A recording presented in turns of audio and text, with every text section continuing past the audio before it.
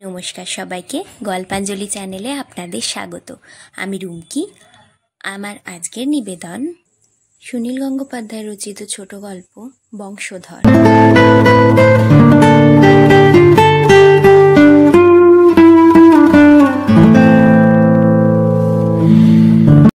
একমাত্র সেন্টুদের বাড়িতেই বিনা উপদ্রবে সিগারেট খাওয়া যায়। অন্য অনেক বাড়িতে এমনকি বাচ্চারাও এসে চোখ রাঙায়। মায়েরা বলে, প্লিজ বাইরে গিয়ে খান। মে মাস, তবু বাতাস এখনো কনকনে ঠান্ডা। ঘরের ভেতরকার উষ্ণ আরাম ছেড়ে বাইরে গিয়ে সিগারেট টানার আনন্দটাই মাটি হয়ে যায়। সেন্টুদের বাড়িতে এই ঝামেলা নেই। বাড়িতে কোনো মহিলা নেই, বাচ্চা কাচ্চা নেই। ওরা দুই ভাই বিয়েই করেনি। বড় ভাই মিন্টুর ঠোঁটে সব সময় সিগারেট ঝোলে। সেই জন্য প্রত্যেক শনি রবিবার ওদের বাড়িতেই আড্ডা জমে। আর একটা সুবিধে, ওদের বাড়ির কাছে টিউব স্টেশন, বাসেও আসা যায়। গাড়ি পার্ক করার এত ঝামেলা যে নিউ ইয়র্ক শহরে অনেকেই গাড়ি নিয়ে আসতে চায় না। মিটার পার্মিংয়ে খানিকটা সময় অতিরিক্ত হয়ে গেলেই $105 ফাইন। পুলিশগুলো ঠিক যেন ওঁত পেতে থাকে। এখন কুইন্সের সেন্টুদের বাড়িতেই শুরু হয়েছে নাটকের রিহার্সাল। চরিত্র মাত্র 13টি, প্রায় 25-30 জন হাজির হয় সন্ধেবেলা। অভিনয় ছাড়াও নাটকের প্রোডাকশনের ব্যাপারে অনেক লোক লাগে। লাইট সাউন্ডের দায়িত্ব নিজেদের। এখনকার লোক ভাড়া করতে গেলে প্রচুর খরচ, এমনকি নিজেরাই সেট বানিয়ে ফেলেছে। এদেশে থাকতে থাকতে অনেকেই ছুতোর মিস্ত্রি, কলের মিস্ত্রি, এমনকি ঘাস কাটার কাজও মিলে যায়। সব পুরুষই রান্না করতে পারে। এখানেই প্রায় রোজই বিরিয়ানি কিংবা খিচুড়ি রান্না হচ্ছে। সেন্টুদের বাড়ি এখন হট্টমেলা। রিহার্সাল ছাড়াও খাওয়া দাওয়ার টানেও আসে অনেকে। পরিচালক রক্তিম রহমান অতি কড়া ধাতের মানুষ। মহড়ার সময় কোনো গোলমাল হলেই সে রেগেমেগে বলে, আই কুইট। সত্যিই সে দরজার দিকে চলে গেলে তাকে আবার ধরে আনতে হয়। মাঝে মাঝেই সে চেঁচিয়ে ওঠে, সাইলেন্স, সাইলেন্স। একদিন সে চন্দ্রিমাকে এমন বকুনি দিয়েছিল যে কেঁদে ফেলেছিল সে বেচারি। বড়লোকের আদুরে মেয়ে, জীবনে প্রথম বকুনি খাচ্ছে নাটক করতে এসে। চন্দ্রিমা এখনও এদেশের রাস্তায় একা চলাফেরা করতে পারে না। তবে নিয়ে আসেন বালি সাহেব, আবার ফেরত নিয়ে যান। তিনি ব্রুকলিনে চন্দ্রিমাদের প্রতিবেশী। চন্দ্রিমার বাবাকেও চেনেন অনেক দিন ধরে। রিহার্সালের সময় সর্বক্ষণ তিনি চুপ করে বসে থাকেন একটা চেয়ারে আর পাইপ টানেন। এই আলী সাহেবের উপস্থিতি নিয়েও প্রথম প্রথম আপত্তি তুলেছিল রক্তিম। ভুরু কুঁচকে প্রযোজক গৌতমকে জিজ্ঞাসা করেছিল, হু ইজ দ্যাট গাই? ওকে ওখান থেকে হটাও।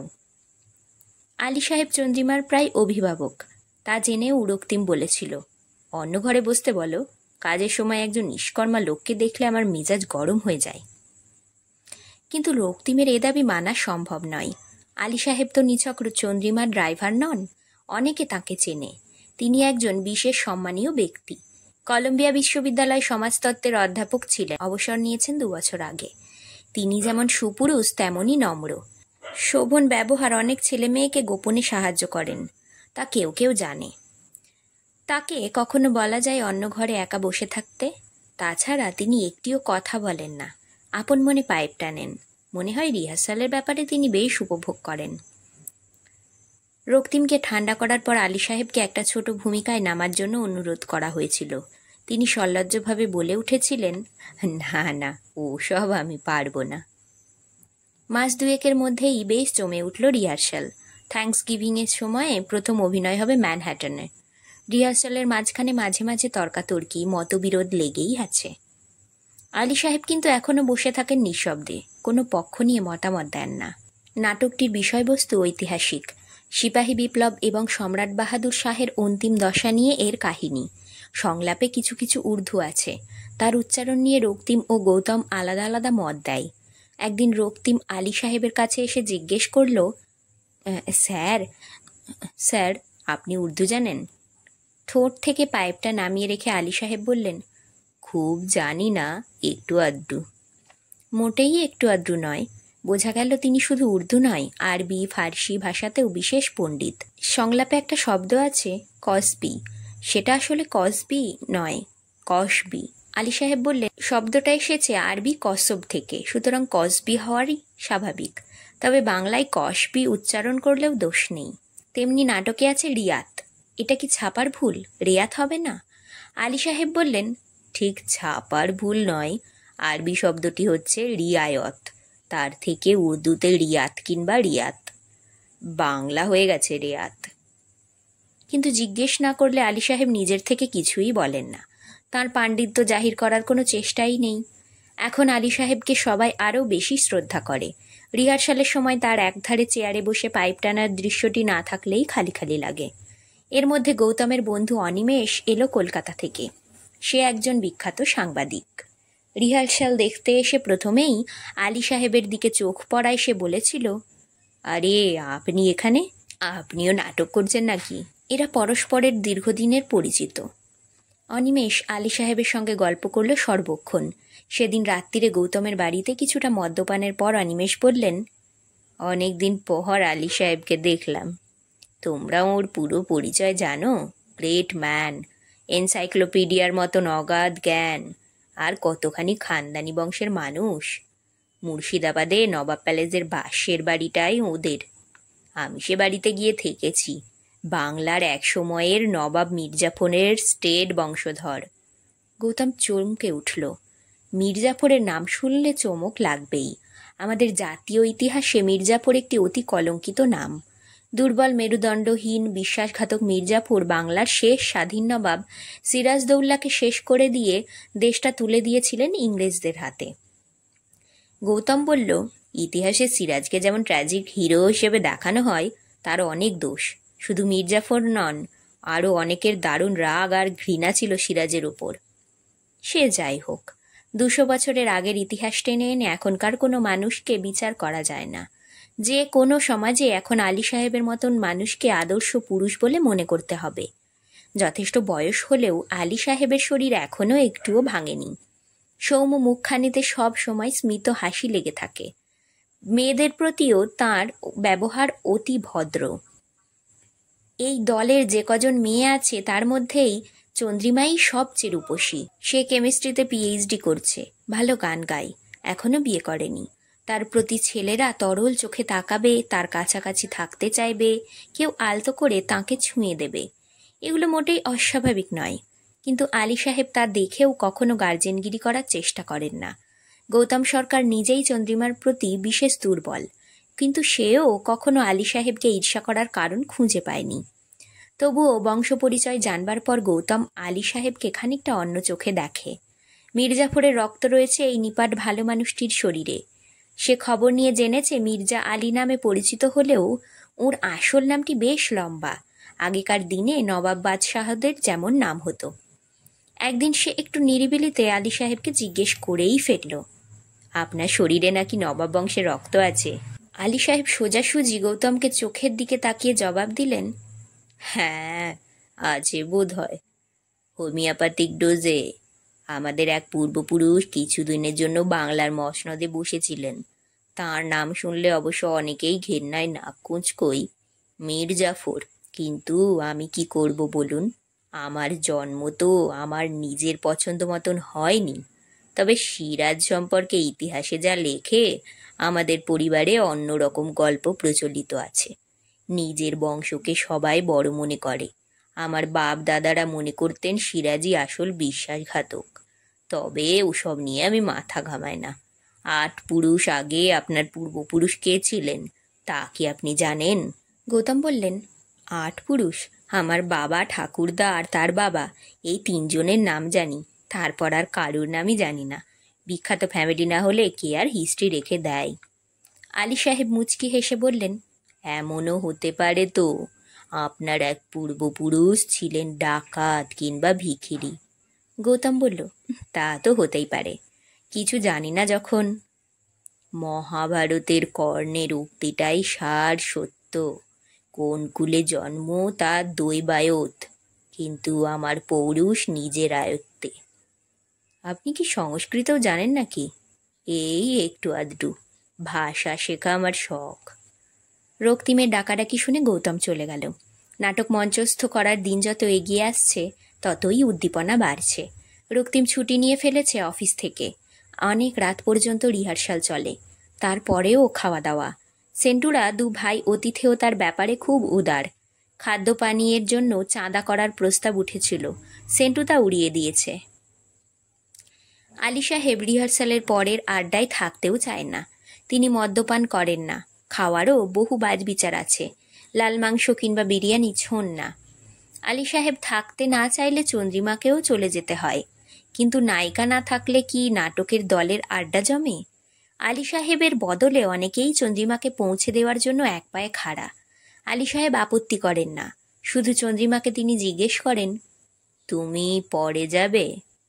চন্দ্রিমা কিছু উত্তর দেওয়ার আগেই রক্তিম খানিকটা কর্তৃত্বে সুরে বলে, হ্যাঁ, আজ চন্দ্রিমা পরে যাবে, ওর সঙ্গে আমার দরকারি কথা আছে।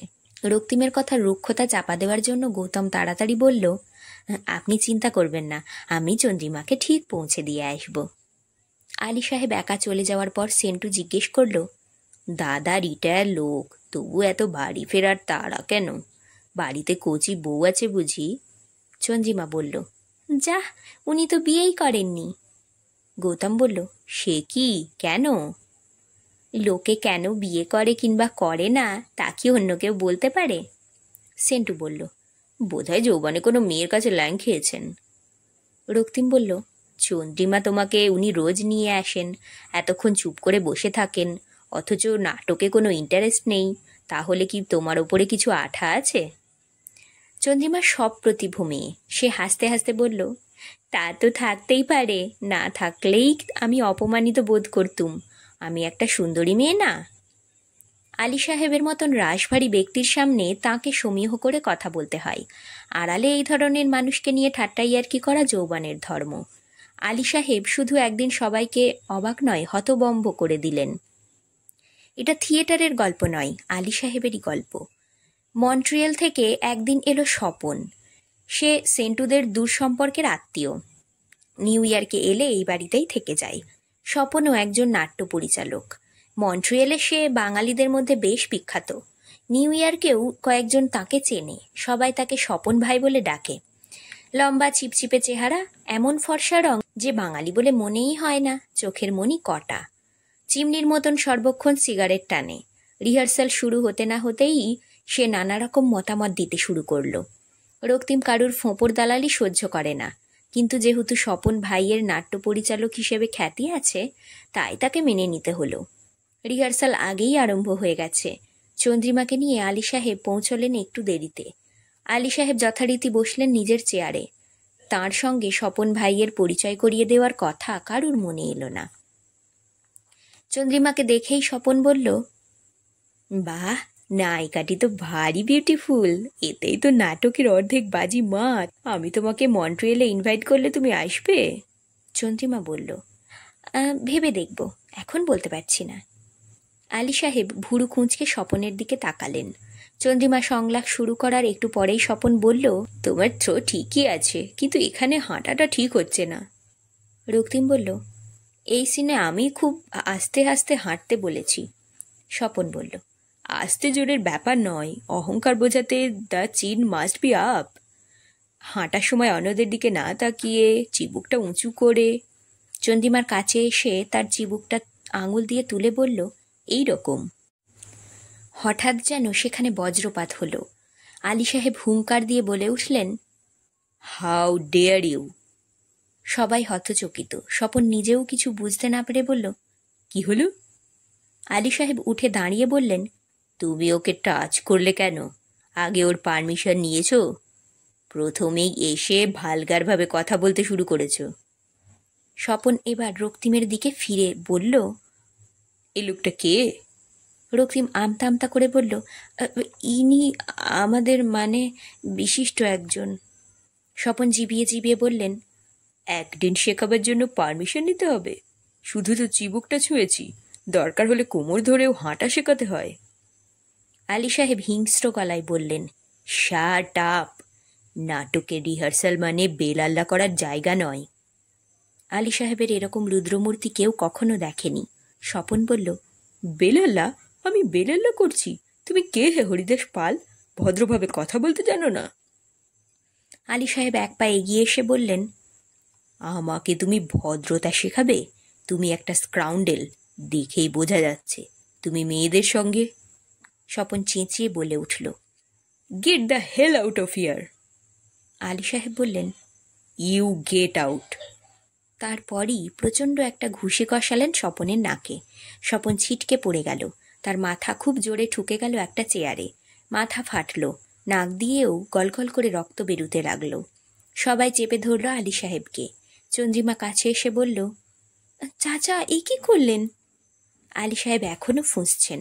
দাঁতে দাঁত চেপে বললেন, বেশ করেছি, আরও মারা উচিত, ও একটা লোফার।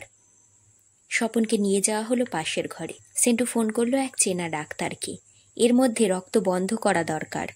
একজন এক এক রকম পরামর্শ দিচ্ছে, কিন্তু বাড়িতে কোনো ওষুধ নেই। ব্যান্ডেজ বাঁধার কাপড়ও খুঁজে পাওয়া যাচ্ছে না। স্বপন অজ্ঞান হয়ে যায়নি, কিন্তু আচ্ছন্নের মতো হয়ে আছে। সেই অবস্থাতেই ফিসফিস করে বলল, হারামির বাচ্চাটাকে ধরে রাখ, ওকে পুলিশে দেব, আমি কেস করব ওর নামে। এর মধ্যেই চন্দ্রিমা বুদ্ধি করে আলী সাহেবকে প্রায় জোর করে টেনে নিয়ে বেরিয়ে গেছে। আজ আর রিহার্সালের কোনো আশা নেই। ঘটনার আকস্মিকতায় সবাই বিমূঢ় বনে গেছে। ছোট ছোট জটলায় কথা হচ্ছে নিচু স্বরে। সকলেই দোষ দিচ্ছে আলী সাহেবকে। স্বপন ভাই তো তেমন কিছু করেনি। সে নামকরা নাট্য পরিচালক। চন্দ্রিমা নিজেও কিছু আপত্তি করেনি। স্বপন ভাইয়ের যদিও মেয়ে ঘটিত ব্যাপারে বদনাম আছে, কিন্তু এখানে ডাক্তার এসে গেছে। স্বপনের মাথায় আঘাত বেশ গুরুতর। সেন্টু আড়ালে ডেকে গৌতমকে বলল, চন্দ্রিমাকে ডেকে বলতে হবে ওই আলী সাহেবকে এখানে আর আনা চলবে না, না হলে আমরা এখানে রিহার্সাল হতে দেব না। গৌতম বলল, খুবই দুঃখিত ভাই, তোমার মেহমানকে এমন অপমান করা, তাও বিনা কারণে, খুবই অন্যায়। চন্দ্রিমার ওপরে আলী সাহেবের খুবই উইকনেস, এত জেলাস। সেন্টু বলল, শুধু আমার মেহমান নয়, স্বপন ভাই কত খানদানি বংশের লোক তা জানো? উনি নিজে কারুকে বলতে চান না, কিন্তু আমরা তো জানি উনি নবাব অলিবর্দীর ডাইরেক্ট বংশধর।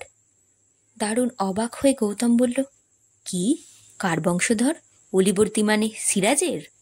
সেন্টু বলল, ইয়েস, ডকুমেন্ট আছে। স্বপন ভাইয়ের আসল নাম তো নওসের খান। গৌতম অস্ফুট স্বরে বলল, সিরাজের বংশধর? আলী সাহেবের বংশ পরিচয় সে কারুকে জানায়নি। আলী সাহেবও স্বপন ভাইয়ের বংশ পরিচয় জানেন না। তবু ওকে দেখা মাত্রই যেন জ্বলে উঠলেন। 8 পুরুষ আগেকার ঝগড়া বয়ে এনেছে রক্তের মধ্যে দিয়ে, এখন তা মেটেনি। তাহলে কি সিরাজ আর মির্জাফরের মধ্যে ঝগড়ার মূল কারণ ছিল নারী ঘটিত? ইতিহাস এ ব্যাপারে নীরব।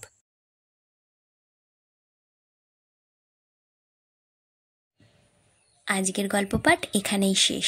গল্প পাঠ ভালো লাগলে অবশ্যই একটা লাইক দিয়ে যাবেন, আর নিজের চেনা পরিচিত মানুষদের সাথে শেয়ার করে দেবেন। আর আজ যারা নতুন আমার চ্যানেলে, অবশ্যই সাবস্ক্রাইব করবেন।